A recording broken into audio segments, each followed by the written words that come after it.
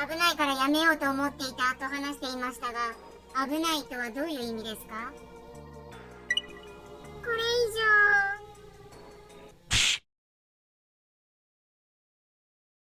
警察に捕まるという意味ですか？はい。今回は被害額が6000万円で到底返せる金額ではありませんが、少しでも返そうという気持ちになったことはないんですか？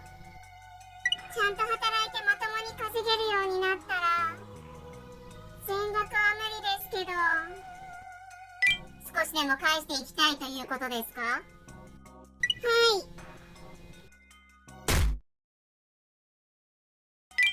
あなたは指示されて取りに行っただけで、具体的な金額は後から分かったようですけど、最初の事件の被害額は6000万円です。その金額を知ったのはいつですか？家に警察が来た時です。被害額を聞いてどう思いましたか？本当に申し訳ないと思いました。あなたは22歳になったんですか？はい。22歳の誕生日を拘置所で迎えてしまいましたね。はい。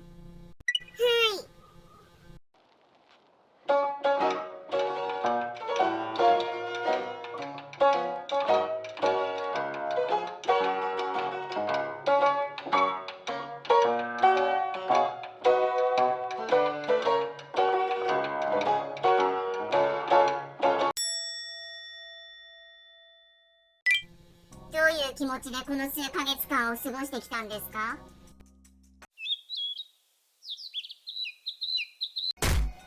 責任は自分で取らなければいけない年齢です。事の重さを忘れずに、社会復帰後は犯罪には手を出さないようにしてください。はい。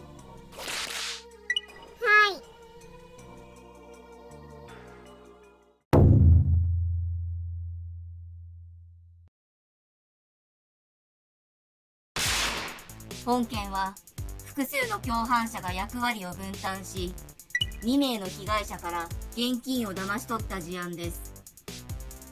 高齢の被害者に対し、息子やその同僚を名乗り、息子を助けたいという親心につけ込んで現金を騙し取ったり、警察官などを名乗り、偽札が混ざっているなどと申し向けて現金を騙し取りました。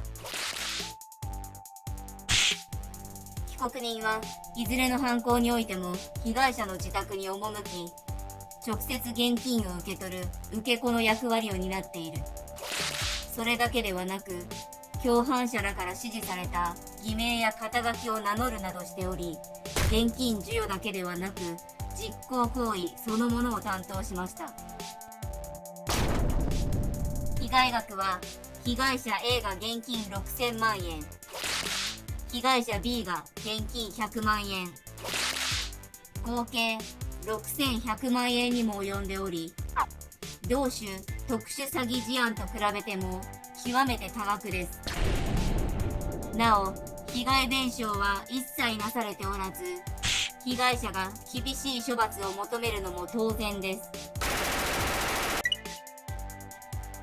特殊詐欺は通常よりもはるかに厳しい処罰が下されることが常識となっているにもかかわらず、今なお被告人のように安易に犯行に及ぶ者は多く、同種事案による被害が絶えません。受け子に及んだ者を厳罰に処し、到底割に合う犯罪ではないことを知らしめることが犯罪抑止のために必要不可欠ですから、一般予防の見地からも被告人を厳罰に処す必要があります。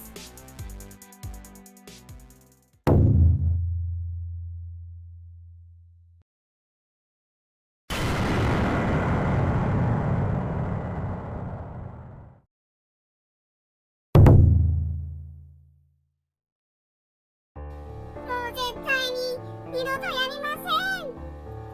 申し訳ありませんでした。本当に反省してます。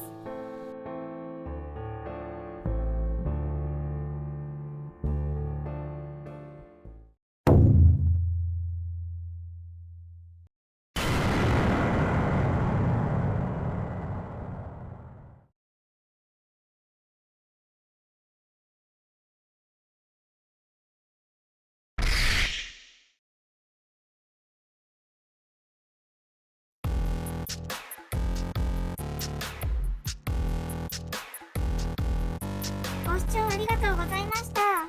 この動画がいいなと思ったらチャンネル登録、高評価よろしくお願いいたします。コメントもいただけたら嬉しいです。